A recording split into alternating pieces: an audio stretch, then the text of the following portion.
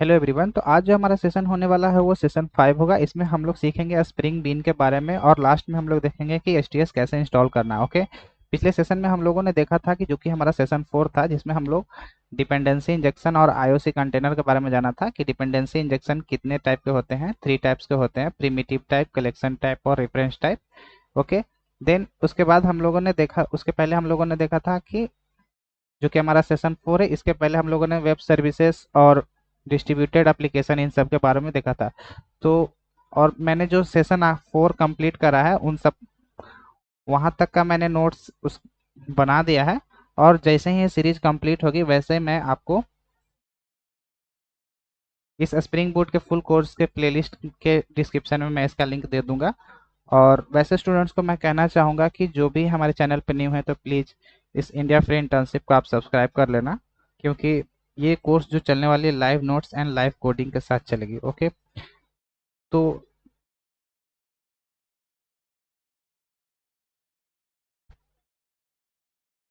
शुरू करते हैं कि स्प्रिंग बीन किसे कहते हैं। ओके। तो सबसे पहले हम लोग देखेंगे कि स्प्रिंग बीन किसे कहते हैं। और आपको लाइव नोट्स लिखने हैं खुद से, क्योंकि मैं पीडीएफ इसलिए अभी नहीं प्रोवाइड कर रहा हूँ कि अगर मैं पीडीएफ आप तक पहुँचा देता हूँ तो आप क्या करोगे कि आप लिखना बंद कर दोगे। ओके। तो जैसे ही सीरीज कंप्लीट हो जाएगी तो देन आखिरी में मैं क्या करूँगा, इसका पीडीएफ डिस्क्रिप्शन में ऐड कर दूंगा। आप लिंक के थ्रू आप डाउनलोड कर सकते हो। तो स्प्रिंग बीन समझने से पहले हमें क्या करना होता है कि स्प्रिंग कंटेनर को जानना होता है। ओके। तो कल हम लोगों ने स्प्रिंग कंटेनर के बारे में जाना कि आईओसी कंटेनर क्या करता है कि स्प्रिंग बीन एक्सेप्ट करता। आईओसी कंटेनर क्या करता है कि इसके कुछ रूल्स हैं। ओके। स्प्रिंग बीन किसे कहते हैं कि आईओसी कंटेनर के कुछ रूल्स होते हैं। ओके। जैसे स्प्रिंग बीन एक सिंपल जावा का क्लास होता है। ओके। स्प्रिंग बीन कुछ है नहीं, बस एक सिंपल जावा का क्लास होता है जिसको मैनेज कौन करता है, स्प्रिंग कंटेनर आईओसी कंटेनर करता है। ये क्या करेगा कि ऑब्जेक्ट क्रिएट करेगा, उसको लाइफ साइकिल को मैनेज करता है और डिपेंडेंसी को इंजेक्ट करता है। ओके। तो इसके कुछ रूल्स हैं जो हमें फॉलो करने पड़ते हैं कि इसके जावा का जो क्लास है और स्प्रिंग कंटेनर द्वारा दिए गए जो हमारे रूल्स हैं, इन दोनों को फॉलो करके जो क्लास बनते हैं उसे हम लोग क्या कहते हैं, बीन कहते हैं। तो मैं इसे लिखता हूँ, Spring bean it is class that follow rules given by IOC container. Okay, given by spring container. Okay. तो इसके क्या क्या रूल्स है, रूल्स को देखेंगे। स्प्रिंग बीन किसे कहते हैं कि ये फॉलो करता है क्या, ये क्लास है जो स्प्रिंग कंटेनर के रूल्स को फॉलो करके एक क्लास प्लस रूल्स, इन दोनों को फॉलो करके क्या बनता है, स्प्रिंग बीन बनता है। तो अब रूल्स को हम लोग देखेंगे कि पहला जो हमारा रूल्स है, क्लास मस्ट बी पब्लिक। जैसे ही हम लोग स्प्रिंग बीन क्रिएट कर रहे हैं तो हमें क्या करना है कि जो क्लास हम लोग बनाएंगे उसको पब्लिक रखना है। ओके। हमेशा जो बीन का क्लास होगा उसे हमेशा क्या रखना है, पब्लिक रखना है। जैसे कि हमें लिखना होगा पब्लिक क्लास एम्प्लॉय। ओके। तो ये जो हमारा क्लास है यहाँ पे हमारा पब्लिक होना, इस क्लास को पब्लिक होना मस्ट है। इसीलिए पहला रूल हमारा क्या होगा कि क्लास मस्ट बी पब्लिक, ना कि आप इसको पब्लिक ना रखो तो ये क्या होगा, क्योंकि इसमें स्प्रिंग कंटेनर को क्या करना रहता है कि इस क्लास को एक्सेस करना रहता है। तो सबसे पहले हमें क्या रखना पड़ेगा, पब्लिक रखना पड़ेगा इस क्लास को। ओके। तो ये हमारा हो गया पहला रूल। स्प्रिंग बीन का पहला रूल क्या हो गया कि क्लास मस्ट बी पब्लिक। दूसरा हमारा क्या होगा कि जो भी क्लासेस हैं, बीन के जो भी क्लासेस है, इसे हम लोगों को क्या करना है कि एक पैकेज के अंदर रखना है। तो मैं यहाँ पे लिखता हूँ recommended to keep in a package, जैसे कि बेस पैकेज।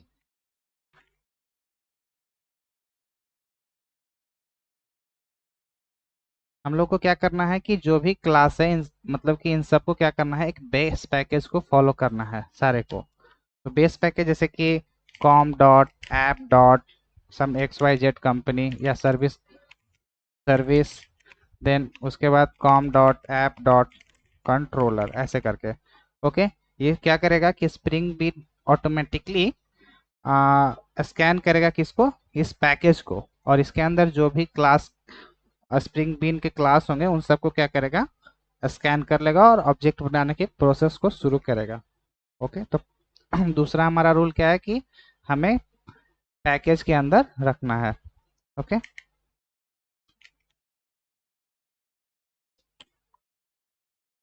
देन उसके बाद क्या करना है कि थर्ड हमारा रूल क्या हो गया, अभी जो मैं बात कर रहा हूँ इस स्प्रिंग बीन के सारे क्लास के और उसके रूल्स के बारे में बात कर रहा हूँ कि स्प्रिंग बीन कैसे बनेगा, तभी आईओसी कंटेनर इसको क्या करेगा, एक्सेप्ट करेगा और ये इन्वर्जन ऑफ कंट्रोल करेगा, मतलब कि उसके ऑब्जेक्ट के लाइफ साइकिल को मैनेज करेगा। अगर एक भी रूल हमने फॉलो नहीं करे तो ये क्या करेगा, आईओसी कंटेनर मतलब स्प्रिंग बीन कंटेनर फॉलो नहीं करेगा। ओके, और ये तो आपको मैंने बता दिया था कि बीन फैक्ट्री और एप्लीकेशन कॉन्टेक्स्ट ये लेगेसी कंटेनर है। मतलब कि स्प्रिंग बीन में दो कंटेनर है, एक तो पहले जो हमारा चल रहा था वो बीन फैक्ट्री था, और दूसरा जो हमारा अभी जो लेटेस्ट है मतलब कि न्यू वन, वो एप्लीकेशन कॉन्टेक्स्ट है, ये न्यू कंटेनर है। ओके, तो अभी हम लोग स्प्रिंग बीन्स के रूल्स के बारे में जान रहे हैं। तो तीसरा रूल हमारा क्या है, सी में मैं लिखता हूँ फील्ड, और आप बोर नहीं होना क्योंकि जैसे जैसे मैं आगे बढ़ूंगा आपको धीरे धीरे क्लियरिटी हो जाएगी। ओके, क्योंकि अभी थोड़ा थ्योरेटिकल पार्ट चल रहा है, जैसे ही मैं कोडिंग स्टार्ट करूंगा तो मैं बताऊंगा कि इन सब का यूज कहाँ कहाँ हो रहा है। अचानक से मैं अगर सारे कुछ शो करने लगूंगा तो मैं भी खुद कंफ्यूज हो सकता हूँ, इसलिए आप धीरे धीरे फॉलो करो इसको, आप अंत में आपको धीरे धीरे समझ में आएगा। Okay, variables are optional. Okay, fields हमारे जो क्लास है उसके अंदर तो वेरिएबल्स रहेंगे ही, if required recommended to keep private. इसका मतलब क्या हुआ, if fields are optional if required recommended to keep private। अगर हम लोग कोई क्लास क्रिएट करते हैं और उसके अंदर हम लोग कोई फील्ड को रखते हैं, ओके, तो हमें क्या करना होता है कि उसे प्राइवेट रखना होता है। ओके, जैसे कि कोई भी वेरिएबल क्लास के अंदर अगर मैंने रखा emp id, integer dot emp id, तो हमें इस वेरिएबल को क्या करना है, प्राइवेट रखना है, ताकि बाहर से कोई एक्सेस ना कर सके। ओके, जैसे कि मान लीजिए कि एम्प्लॉय का नेम हो गया तो emp नेम, तो इसे भी क्या रखना है, हमें प्राइवेट रखना है। ओके, ये हमें क्या रख रहा है कि इफ रिक्वायर्ड अगर हमें वेरिएबल की जरूरत है तो recommended to keep private. Okay, और हम लोग इसमें क्या कर सकते हैं कि अ,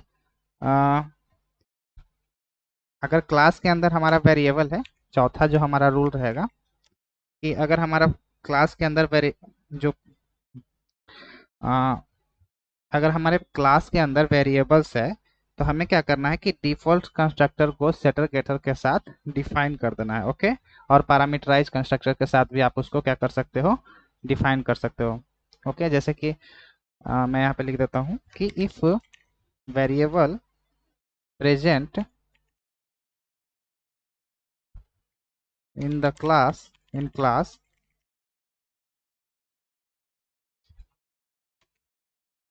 डिफाइन क्या, डिफॉल्ट कंस्ट्रक्टर या zero parameterize constructor, default define default constructor with setter getter. Okay, क्यों कि हमें डाटा सेट और गेट करने के लिए हमें क्या करना पड़ेगा कि डिफॉल्ट कंस्ट्रक्टर का यूज करना पड़ेगा।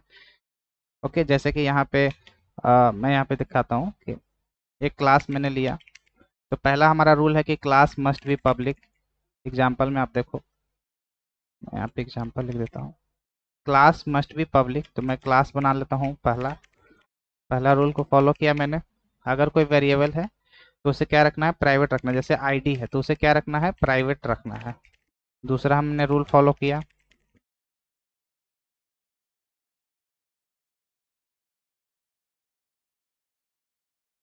देन इसका नाम हो गया एम्प्लॉय का।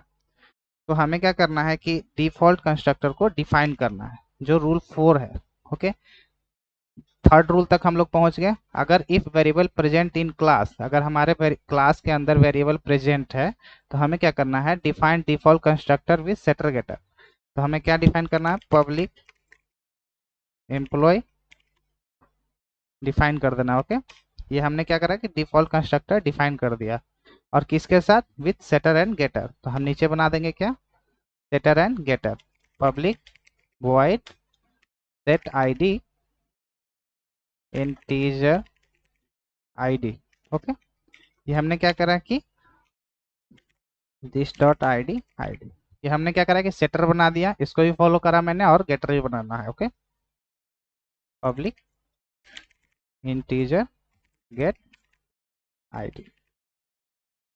ओके, और गेट करने के लिए हमें id की जरूरत पड़ेगी, गेटर की जरूरत पड़ेगी। तो हमने क्या करा, इस रूल 4 को भी हमने क्या करा कि फॉलो कर लिया।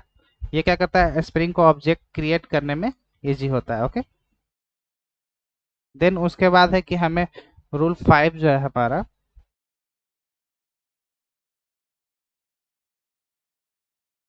हमने रूल 4 तक पहुंचा, अब हम लोग पहुंचेंगे 5।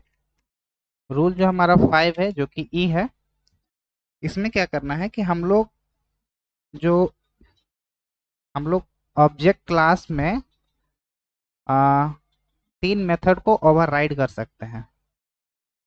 क्यों, क्योंकि ये लॉगिंग और कंपैरिजन में काफ़ी यूजफुल होता है। इस रूल को भी फॉलो करना है। ओके, तो यहाँ पे लिखना है हमें कि, और मैं एक चीज़ यहाँ बताना भूल गया, ये तो डिफ़ॉल्ट कंस्ट्रक्टर मैंने बताया, और जीरो पैरामीटराइज कंस्ट्रक्टर भी हमें बनाना होता है। ओके, बना सकते हैं पैरामीटराइज कंस्ट्रक्टर। ओके, ये आपके रिक्वायरमेंट पे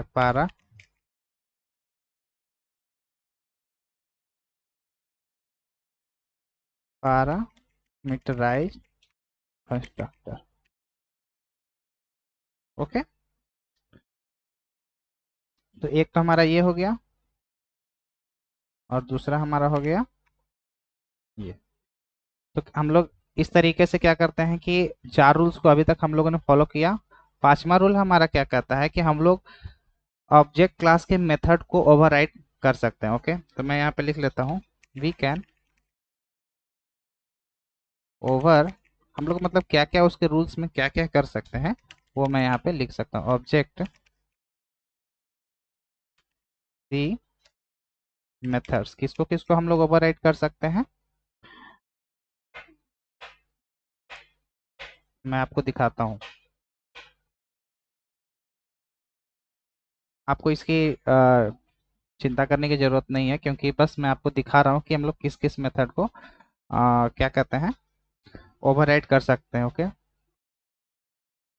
ऑब्जेक्ट क्लास में किस किस मेथड को ओवरराइड कर सकते हैं।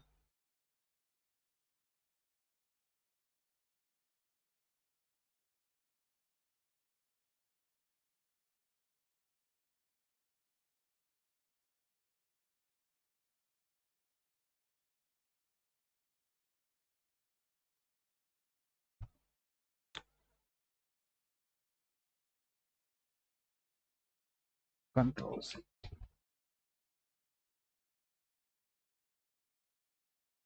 1 मिनट थोड़ा वेट कीजिए।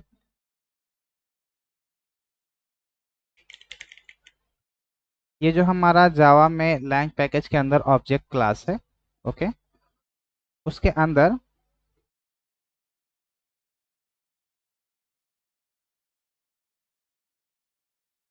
इसके अंदर जो मेथड होते हैं, जैसे टू स्ट्रिंग मेथड,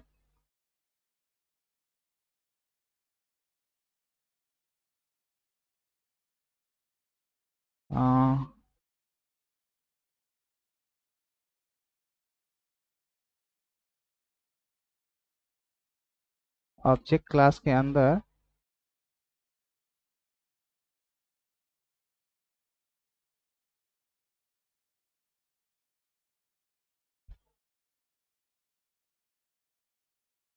इस ऑब्जेक्ट क्लास के अंदर हम लोग इन तीन मेथड को एक्सेस कर सकते हैं। ऑब्जेक्ट क्लास के अंदर ये सारे मेथड्स हैं जो finalize, get class, hash code है। तो हमें तीन मेथड को एक्सेस करने के लिए दिया गया। जैसे कि पहला हमारा टू स्ट्रिंग है। तो ऑब्जेक्ट क्लास के अंदर टू स्ट्रिंग जो हमारा मेथड है, इसे हम लोग क्या कर सकते हैं कि ओवरराइड कर सकते हैं। ओके, तो इसमें जो हमारा एक क्लास का जो ऑब्जेक्ट है टू स्ट्रिंग ये पब्लिक है, तो हम क्या करेंगे कि इसे ओवरराइड कर सकते हैं। ओके, ये इंटरनली क्या करता है कि हैश कोड जनरेट करता है, उसे हेक्साडेसिमल में कन्वर्ट करके वो हमें टू स्ट्रिंग में मतलब रिटर्न कर देता है। ओके, ये इंटरनली वर्क करता है। इसके बारे में भी मतलब मैं कोर्स ला सकता हूँ कि ये हैश कोड कैसे जनरेट करता है। ओके, लेकिन ये ऑब्जेक्ट क्लास का टू स्ट्रिंग का मेथड है, हम लोग इसे क्या करेंगे, ओवरराइड करेंगे। ओके, ये लॉगिंग और कंपैरिजन में काफ़ी यूजफुल होता है। ओके, वैसे ही हम लोग क्या कर सकते हैं कि इसमें इक्वल मेथड को ऑब्जेक्ट कर ओवरराइड कर सकते हैं, क्योंकि ये क्या है, पब्लिक है। ओके, और एक हमारा क्या है, हैश कोड, ये भी पब्लिक है। ओके, और फाइनल मेथड को हम लोग नहीं ओवरराइड कर सकते हैं। जैसे मैं दूसरा लिया हूँ तो ये प्रोटेक्टेड है। ओके, तो हम लोग तीन मेथड को क्या कर सकते हैं, ओवरराइड कर सकते हैं। तो यहाँ पे मैं लिख लेता हूँ। पहला हमारा है to string method. Okay, then equals method को हम लोग इक्वल्स को क्या कर सकते हैं, ओवरराइड कर सकते हैं। हैश कोड को ओवरराइड कर सकते हैं,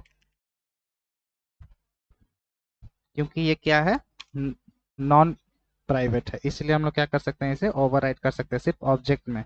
ये हमें स्प्रिंग कंटेनर कुछ रूल्स दिए हैं जो कि हम लोग इसके साथ कर सकते हैं, इन मेथड को ओवरराइड कर सकते हैं। ओके, तो मैं लिख देता हूँ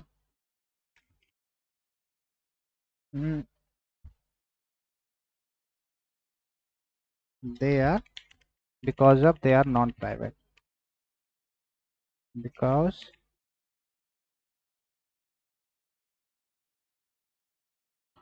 cause non private. Okay, non private, non final, non final,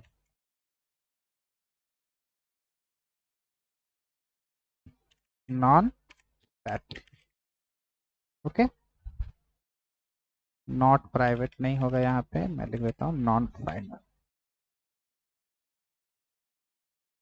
तो ये हमारा पांचवा रूल था कि हम लोग ऑब्जेक्ट के किस किस मेथड को क्या कर सकते हैं, एक्सेस कर सकते हैं, टू स्ट्रिंग और हैश कोड और इक्वल्स मेथड को। ओके, अब जो हमारा रूल है वो इनहेरिटेंस का रूल है। ओके, कि जैसे कि पांचवा जो हमारा रूल है जो कि एफ है, इसमें हमें एपीआई को ही इनहेरिट करना पड़ता है जो हमें स्प्रिंग फ्रेमवर्क के द्वारा जो दिया गया है। जैसे कि मैं ब्राउजर ओपन करता हूँ, spring framework API.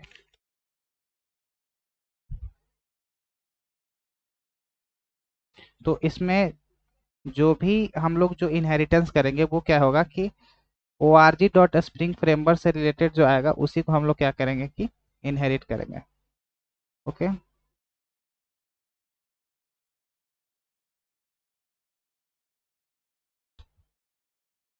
Spring framework से रिलेटेड जो भी एपीआईज रहेंगे उन्हें ही हम लोग सिर्फ क्या कर सकते हैं कि इनहेरिट कर सकते हैं। एक्स्ट्रा में और भी दे सकते हैं, जो कि इसके जो क्लासेस है स्प्रिंग फ्रेमवर्क के, उन्हें हम लोग इनहेरिट कर सकते हैं, इंटरफेस को इनहेरिट कर सकते हैं। ओके, ये आगे चल के आपको मैं और क्लियर करूंगा। ओके, लेकिन अभी आपको उतने टेंशन लेने की ज़रूरत नहीं है कि क्यों ऐसा हो रहा है और ये क्या रूल है। ओके, तो इसे मैं यहाँ पे लिख लेता हूँ कि only spring API is allowed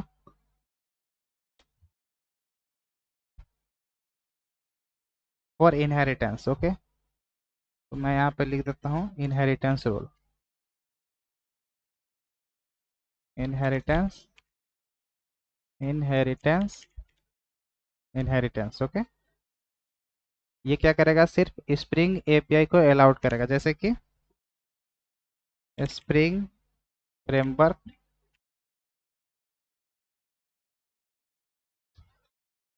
उसके क्लासेस को, स्प्रिंग फ्रेमवर्क और उसके क्लासेस को और उसके इंटरफेस को।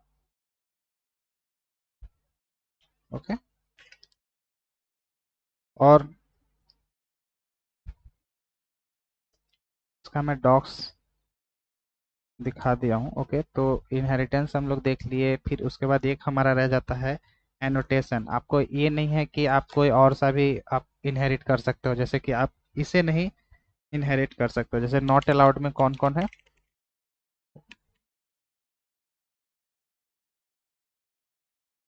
ई भी आप नहीं इनहेरिट कर सकते हो, सर्वलेट नहीं इनहेरिट कर सकते हो। Okay,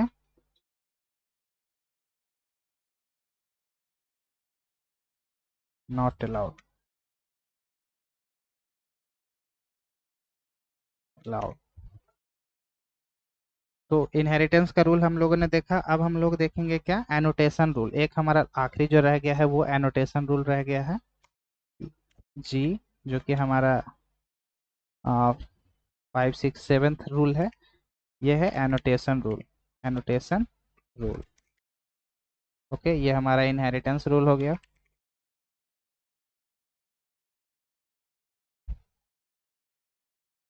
variables rule, class rule. Okay, ठीक है। तो एनोटेशन रूल क्या होता है कि स्प्रिंग ऑटोमेटिकली किसी चीज का ऑब्जेक्ट बनाएगा तो वो एनोटेशन का यूज करेगा, वो भी स्प्रिंग एनोटेशन का। वो क्या कर, स्प्रिंग एनोटेशन हम लोग किसी क्लास के ऊपर लगाएंगे तो वो क्या करेगा, स्प्रिंग एनोटेशन के थ्रू जो भी हम लोग ऑब्जेक्ट बनाने के लिए कंपोनेंट एनोटेशन का यूज करेंगे तो वो उसे भी एक्सेप्ट कर लेगा, और इंटीग्रेशन से रिलेटेड जो भी, इंटीग्रेशन फ्रेमवर्क से रिलेटेड जो भी एनोटेशन रहेंगे उसे एक्सेप्ट करेगा। ओके, अदरवाइज वो एक्सेप्शन थ्रो करेगा। ओके, अगर इन 7 रूल में से किसी भी में ब्रेक हुआ तो वो क्या करेगा, हमें एक्सेप्शन थ्रो करेगा। आगे हम लोग जब कोड करेंगे तो इसके एक्सेप्शंस को देखेंगे और समझेंगे, क्योंकि अभी मैं सिर्फ आपको रूल बता रहा हूँ। एक्चुअल में कंसेप्ट शुरू हो चुका है हम लोग को सेशन 4 से। ओके, इसके सेशन 4 से क्या है कि हमारा एक्चुअल कॉन्सेप्ट शुरू हो चुका है, जहां से हम लोग शुरू किए हैं डिपेंडेंसी और आईओसी। लेकिन उससे पहले स्टूडेंट्स को कुछ ब्रीफ आइडिया होना चाहिए कि क्या होते हैं वेब एप्लीकेशन। ओके, इन सब के बारे में इसका मैंने पिछले सेशन में मैंने बता दिया था। तो एनोटेशन क्या है कि इसके बारे में लिखते हैं ओनली, ये सिर्फ स्प्रिंग फ्रेमवर्क के एनोटेशन को ही यूज करता है और इंटीग्रेशन रिलेटेड एपीआई के से रिलेटेड एनोटेशन को एक्सेप्ट करेगा। ओके, जैसे कि ये क्या करेगा कि only we can add Spring API,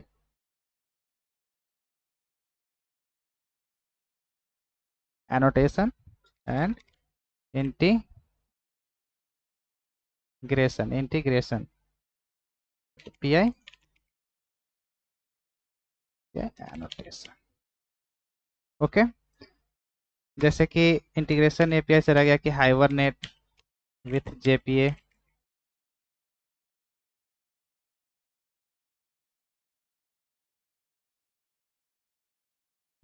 restful web services, restful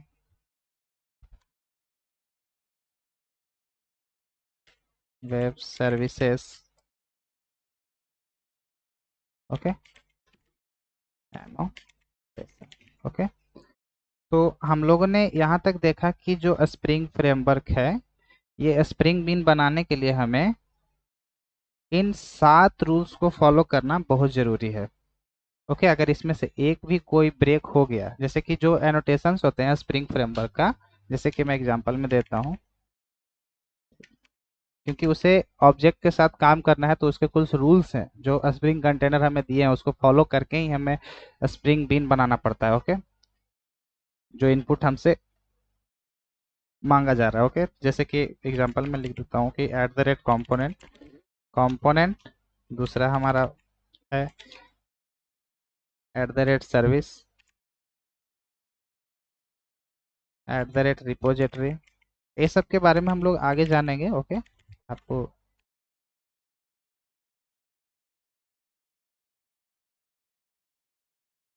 okay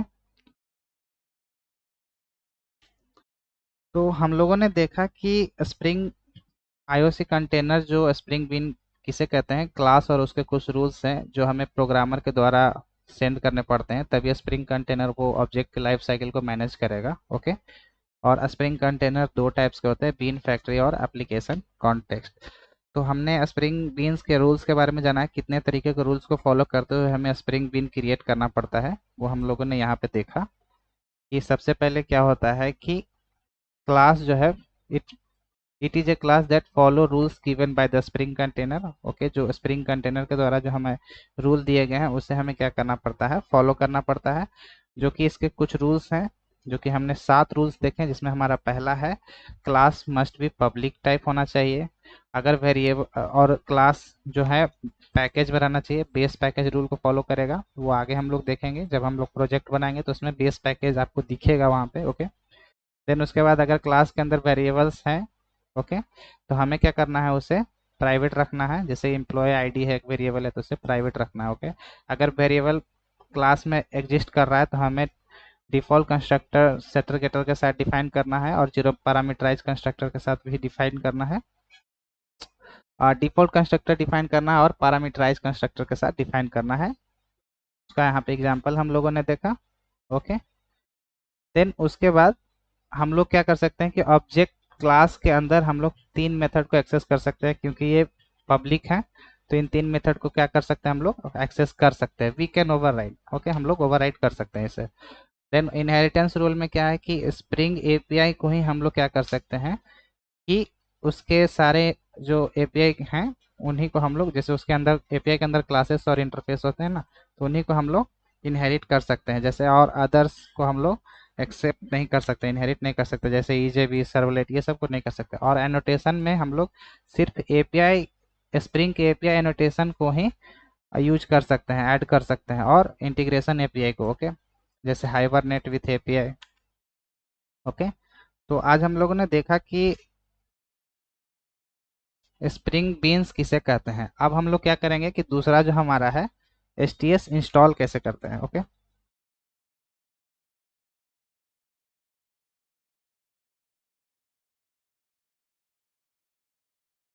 दूसरा हमारा क्या है, एचटीएस इंस्टॉलेशन। अब हम लोग क्या करेंगे, एचटीएस को इंस्टॉल करेंगे।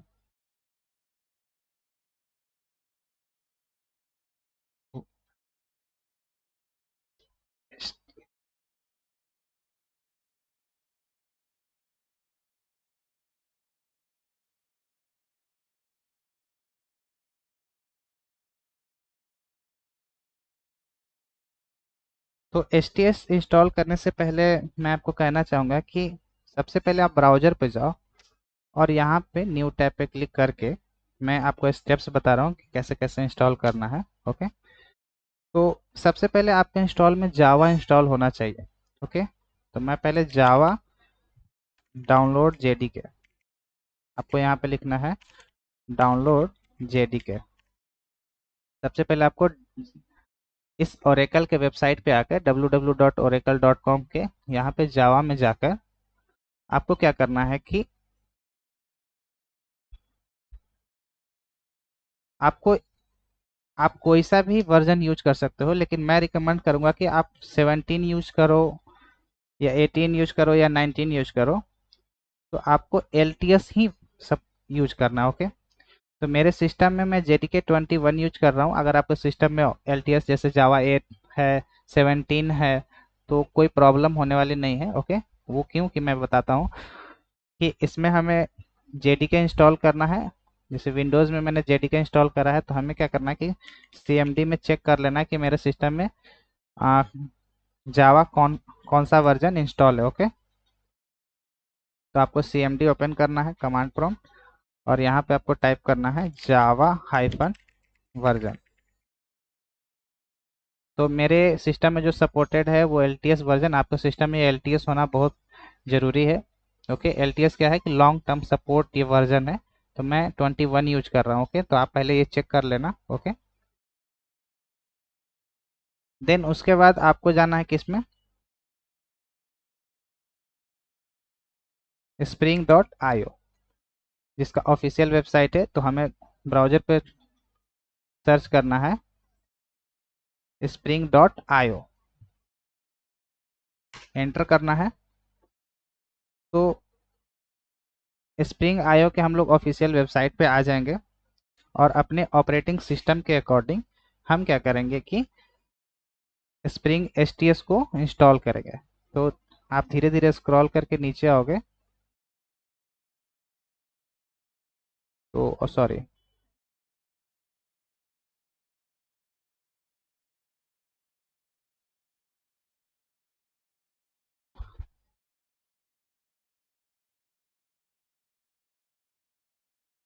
Spring dot IO I think ये नहीं है, कहाँ पे है,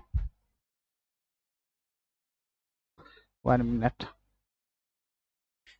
आपको यहाँ पे टाइप करना है download H T S tool suit. Okay, आपको यहाँ पे टाइप करना है स्प्रिंग डॉट आईओ। आपको यहाँ पे लिखना है स्प्रिंग डॉट आईओ और इसके टूल्स के अंदर, मैं ढूंढ नहीं पा रहा था उस वक्त, तो टूल्स के अंदर हमें जो उसके आईडी मिलेंगे, जैसे कि वीएस कोड के अकॉर्डिंग फ्रेमवर्क का आईडी बना हुआ है। मैं तो यूज करने वाला हूँ एक्लिप्स, तो मैं यहाँ एक्लिप्स यूज करूँगा। तो इस एक्लिप्स पे आपको क्रिएट करना है, क्लिक करना है। देन आपके ऑपरेटिंग सिस्टम के अकॉर्डिंग आपको क्या करना है, इस विंडोज़ या आपका जो भी ऑपरेटिंग सिस्टम है उसके अकॉर्डिंग आपको इसे क्या करना है, डाउनलोड करना है। डाउनलोड करने के बाद आपको क्या करना है, इसे सेव करना है। ये आपके इंटरनेट के स्पीड के अकॉर्डिंग ये क्या होगा कि डाउनलोड होगा। तो वेट कर लेते हैं।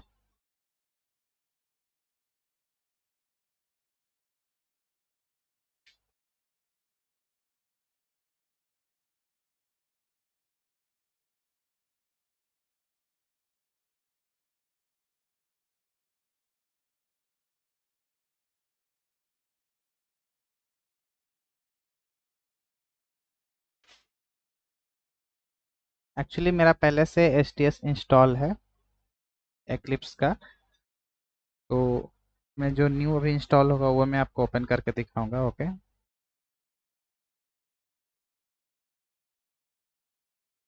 और अगर आपको इस चैनल से आपको कुछ हेल्प मिल रही हो तो प्लीज़ मेरे चैनल को सब्सक्राइब कर दीजिएगा। और अगर अच्छी लग रही हो तो लाइक कीजिएगा और कमेंट में मुझे ज़रूर बताइएगा कि आपको कैसा लगा, इसमें आपको क्या कंटेंट हेल्पफुल लगा या नहीं। ओके,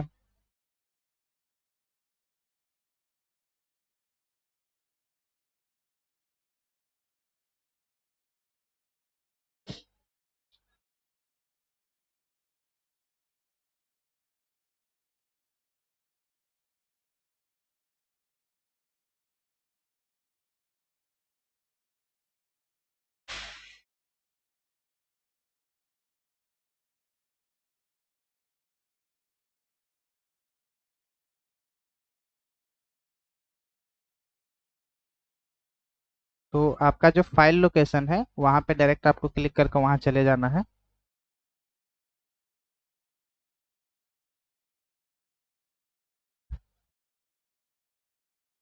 तो ये जो आपका जिप फाइल है, तो आपको क्या करना है कि आप इसे कोई ड्राइव में आप कॉपी कर सकते हो। जैसे मैं इसे क्या करता हूँ कि कट करके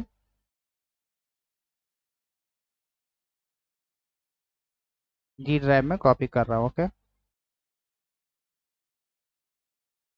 मैं यहाँ पे लिख लेता हूँ, एक फोल्डर का नाम दे देता हूँ एस टी एस सॉफ्टवेयर।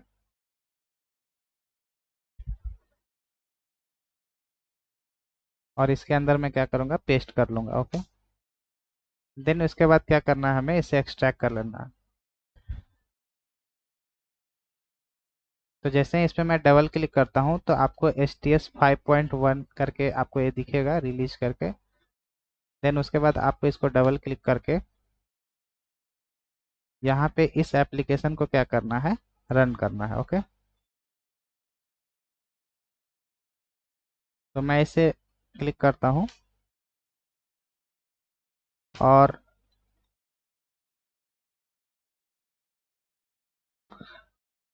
पहले क्या कर रहा है कि आपको क्या करना है कि पहले इसे एक्सट्रैक्ट कर लेना है। तो एक्सट्रैक्ट नहीं करने के कारण ये प्रॉब्लम क्रिएट कर रही है। तो मैं क्या करूँगा, इस पर राइट क्लिक करूँगा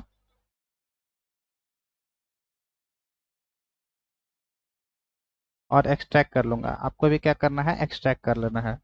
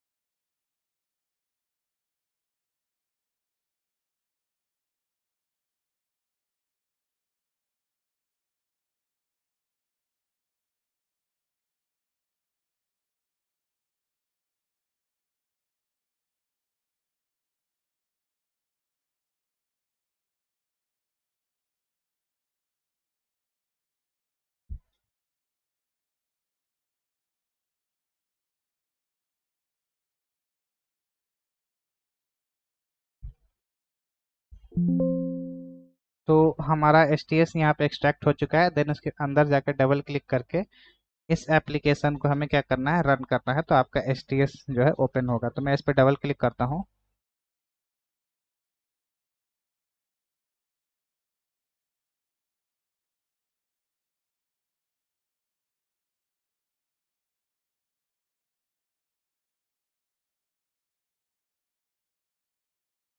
और अगर आपको इस एस टी एस डाउनलोड में कोई प्रॉब्लम होती है तो आप मुझे कमेंट में ज़रूर बताइएगा। मैं उस कमेंट से रिलेटेड, जैसे एरर मुझे समझ आएगा तो मैं उससे रिलेटेड वीडियो बना के आ, अब तक पहुंचा दूंगा। ओके। तो अगर एरर आ रही है, दिक्कत हो रही है डाउनलोड करने में, तो आप मुझे कमेंट में ज़रूर बताइएगा। ओके।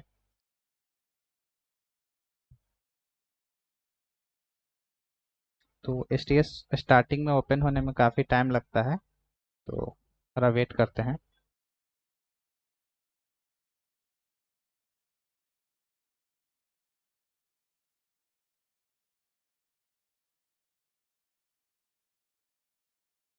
और इसका नोट्स मैं क्या बोलते हैं उसको, कि इसका नोट्स मैं साथ ही साथ बना रहा हूँ, तो आपको टेंशन लेने की ज़रूरत नहीं है। लेकिन आप साथ में नोट्स ज़रूर बनाओगे। ओके। मेरा बस आपसे ये रिक्वेस्ट। और नोट्स को आप डेली एक बार देखोगे कि आप क्या क्या जाने हो। ओके।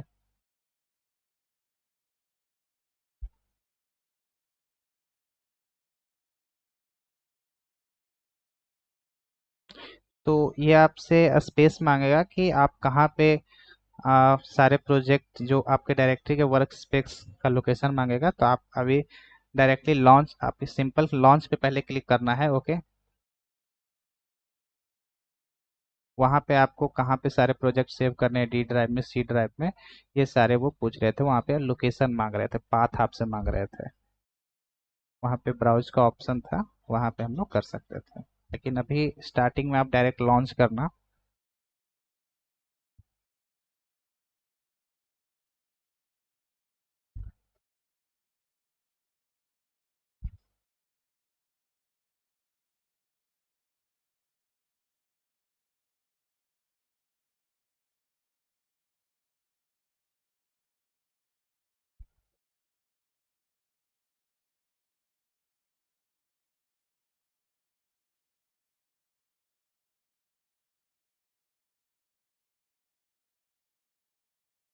तो एक्चुअली मेरा पहले से एस टी एस इंस्टॉल है।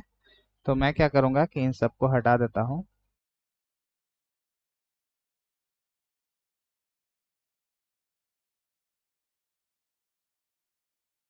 मेरा जो एस टी एस है वो पहले से इंस्टॉल्ड है।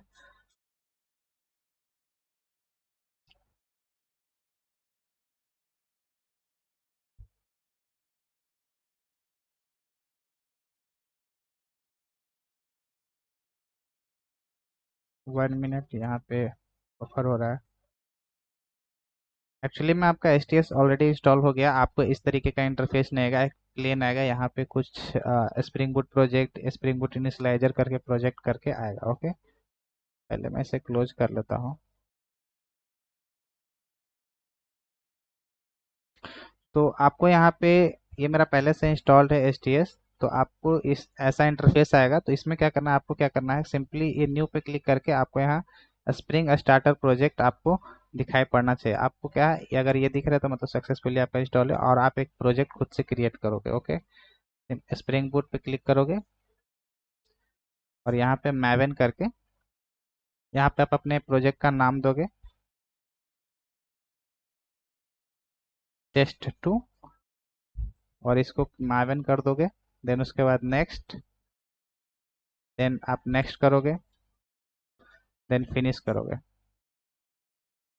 तो आपका यहाँ पे प्रोजेक्ट जो है क्रिएट होना शुरू हो गया है और ये यहाँ पे आपको दिखेगा। ओके, अभी हमारा 80% हो गया है।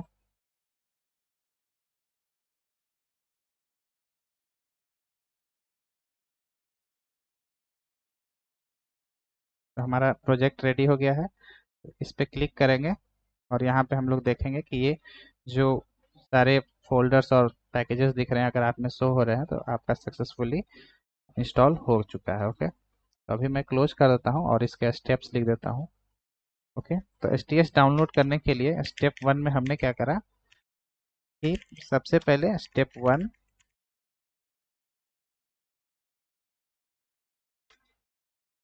spring.io, मैं लिंक कॉपी कर देता हूँ।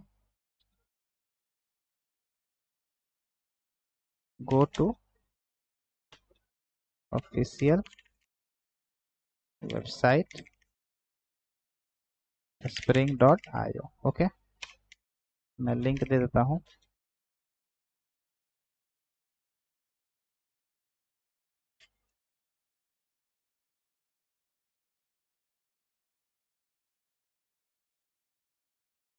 जैसे ही आप इस लिंक पे क्लिक करोगे तो आप वहाँ पहुँच जाएगा। देन उसके बाद क्या करना होता है कि हमें डाउनलोड करना पड़ेगा। स्टेप 2 में, स्टेप 2 हमारा क्या है कि download S T S, okay, according to your operating system, according to your OS और ऑपरेटिंग सिस्टम। देन उसके बाद जो हमने जिप फाइल डाउनलोड करे हैं, ये जो जिप फाइल हम लोगों ने यहाँ डाउनलोड करा है, एक्चुअली मैं अभी मैं यहाँ से कट करके कॉपी करा था। जो ये जिप फाइल मैंने डाउनलोड करा है, इसे क्या करना है, हमें एक्सट्रैक्ट करना है। तो ये मैं लिख देता हूँ यहाँ पे, step third,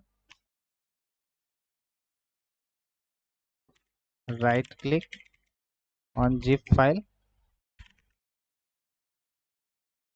and extract, click on extract.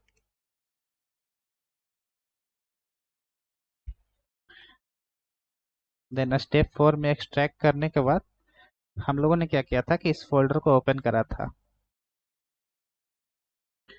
तो स्टेप 4 में मैं लिख लूंगा open extracted folder.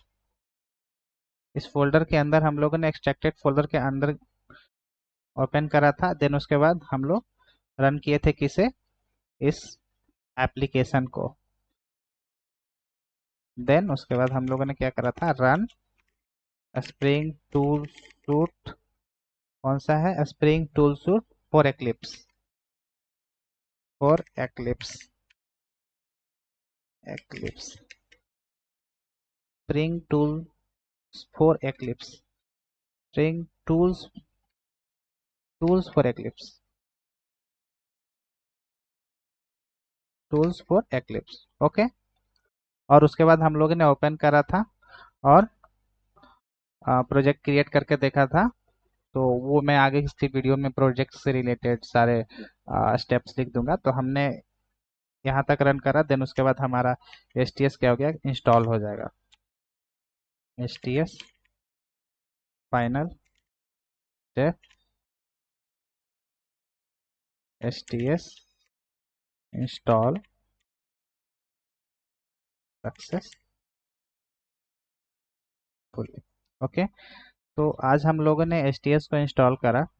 Okay, then उससे उसके पहले हम लोगों ने स्प्रिंग बीन के बारे में जाना और उसके क्या क्या रूल्स हैं वो हम लोगों ने देखा।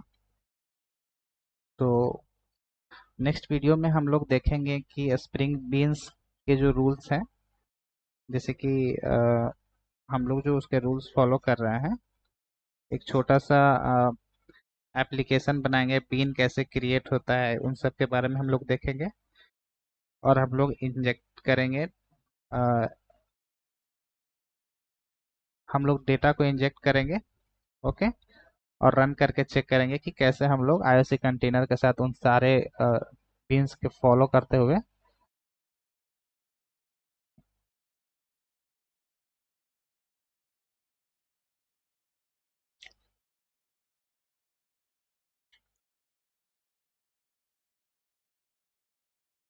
बीन्स को फॉलो करते हुए हम लोग IOC कंटेनर के लाइफ साइकिल के साथ कैसे वर्क करेंगे। ओके, तो इस वीडियो में इतना ही।